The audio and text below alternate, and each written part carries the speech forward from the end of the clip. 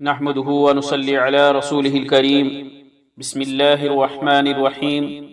صرف 5 منٹ کا مدرسہ قرآن و حدیث کی روشنی میں 7 شوال المکرم۔ نمبر 1، اسلامی تاریخ۔ حضرت ام ہانی بنت ابی طالب رضی اللہ عنہ۔ حضرت ام ہانی رضی اللہ عنہ حضور صلی اللہ علیہ وسلم کے چچا ابو طالب کی بیٹی اور حضرت علی رضی اللہ عنہ کی بہن تھیں۔ ان کا نام فاختہ اور کنیت ام ہانی تھی۔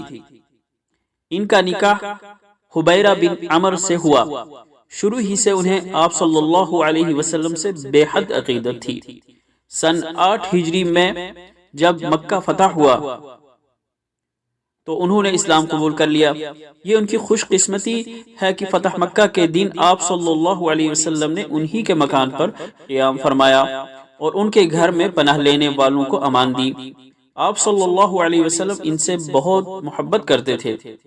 معراج کا مقدس سفر بھی آپ صلی اللہ علیہ وسلم نے ام ہانی کے گھر سے ہی کیا۔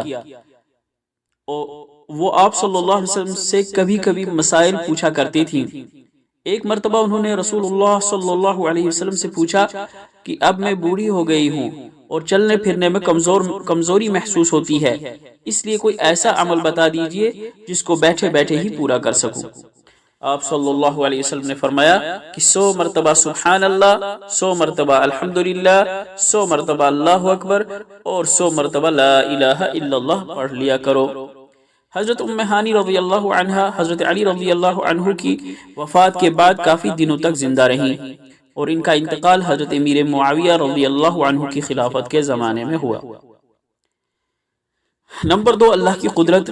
سمندر کے پانی کا کھارا ہونا۔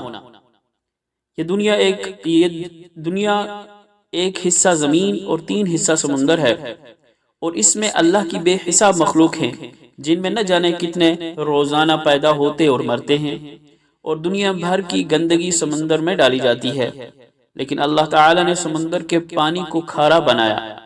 یہ کھارا پن سمندر کی ہر قسم کی گندگی کو ختم کر دیتا ہے۔ اگر ایسا نہ ہوتا تو ان گندگیوں کی وجہ سے سمندر کا پورا پانی خراب اور بدبودار ہو جاتا، جس کی وجہ سے پانی اور زمین دونوں جگہوں میں رہنے والی مخلوق کا بہت بڑا نقصان ہوتا۔ یہ اللہ تعالیٰ کی قدرت ہے کہ اس نے سمندر کو کھارا بنایا۔ نمبر 3، ایک فرض کے بارے میں۔ مرد کا سطر۔ رسول اللہ صلی اللہ علیہ وسلم نے فرمایا، ناف کے نیچے اور گھٹنے کے اوپر بدن کا جتنا حصہ ہے صرف اتنا حصہ مرد کا سطر ہے۔ دارقطنی عن ابی ایوب رضی اللہ عنہ۔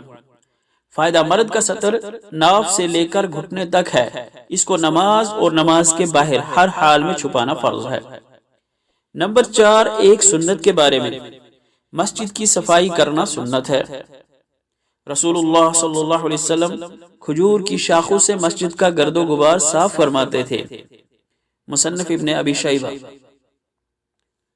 نمبر 5، ایک اہم عمل کی فضیلت۔ مسواک کر کے نماز پڑھنا۔ رسول اللہ صلی اللہ علیہ وسلم نے فرمایا، مسواک کر کے پڑھی جانے والی نماز بغیر مسواک کیے پڑھی جانے والی نماز سے 70 گنا افضل ہے۔ مسند احمد عن عائشہ رضی اللہ عنہ۔ نمبر 6، ایک گناہ کے بارے میں۔ اچھے برے برابر نہیں ہو سکتے۔ قرآن میں اللہ تعالیٰ فرماتا ہے، کیا وہ لوگ جو برے کام کرتے ہیں یہ سمجھتے ہیں کہ ہم انہیں اور ان لوگوں کو برابر کر دیں گے جو ایمان لاتے ہیں اور نیک عمل کرتے ہیں، کہ ان کا مرنا جینا برابر ہو جائے؟ وہ بہت ہی بری بات کا فیصلہ کرتے ہیں۔ سورہ جاسیہ۔ نمبر 7، دنیا کے بارے میں۔ دنیا کی آزمائش سے پناہ۔ مصعب بن سعد رحمۃ اللہ علیہ نے اپنے والد سعد بن ابی وقاص رضی اللہ عنہ سے نقل کیا ہے کہ رسول اللہ صلی اللہ علیہ وسلم ہمیں یہ کلمات اس طرح سکھاتے تھے جیسے لکھنا سکھاتے تھے۔ اے اللہ، میں تیری پناہ مانگتا ہوں بخل سے، اور تیری پناہ مانگتا ہوں بزدلی سے، اور تیری پناہ مانگتا ہوں بہت بڑھاپے سے، اور تیری پناہ مانگتا ہوں دنیا کی آزمائش سے اور قبر کے عذاب سے۔ بخاری۔ نمبر 8، آخرت کے بارے میں۔ کافر کی پٹائی۔ رسول اللہ صلی اللہ علیہ وسلم نے ارشاد فرمایا، کافر سے قبر میں کہا جاتا ہے تیرا رب کون ہے؟ تو وہ کافر کہتا ہے مجھے معلوم نہیں۔ وہ کافر اس وقت بہرا اور گونگا ہو جائے گا، پھر اس کو ایسے ہتھوڑے سے مارا جائے گا کہ اگر اسے پہاڑ پر مار دیا جائے تو پہاڑ ٹوٹ کر ریزہ ریزہ ہو جائے۔ اس ہتھوڑے کی آواز انسان و جنات کے علاوہ ہر چیز سنتی ہے۔ طبرانی صغیر عن براء بن عازب رضی اللہ عنہ۔ نمبر 9، طب نبوی سے علاج، کدو سے علاج۔ حضرت انس رضی اللہ عنہ فرماتے ہیں کہ میں نے کھانے کے دوران رسول اللہ صلی اللہ علیہ وسلم کو دیکھا کہ پیالے کے چاروں طرف سے کدو تلاش کر کے کھا رہے تھے۔ اسی روز سے میرے دل میں کدو کی رغبت پیدا ہو گئی۔ رواہ بخاری۔ فائدہ، اطباء نے اس کے بے شمار فوائد لکھے ہیں، اور اگر بہی کے ساتھ پکا کر استعمال کیا جائے تو بدن کو عمدہ غذائیت بخشتا ہے۔ گرم مزاج اور بخار زدہ لوگوں کے لیے یہ غیر معمولی طور پر نفع بخش ہے۔ نمبر 10، قرآن کی نصیحت، شرم گاہوں کی حفاظت کرو۔ قرآن میں اللہ تعالیٰ فرماتا ہے اور مومن عورتوں سے کہہ دو کہ وہ اپنی نگاہیں نیچی رکھیں اور اپنی شرمگاہوں کی حفاظت کریں اور اپنے بناؤ سنگار کو کسی پر ظاہر نہ کریں سوائے اس کے جو خود ہی ظاہر ہو جائے۔ سورہ نور۔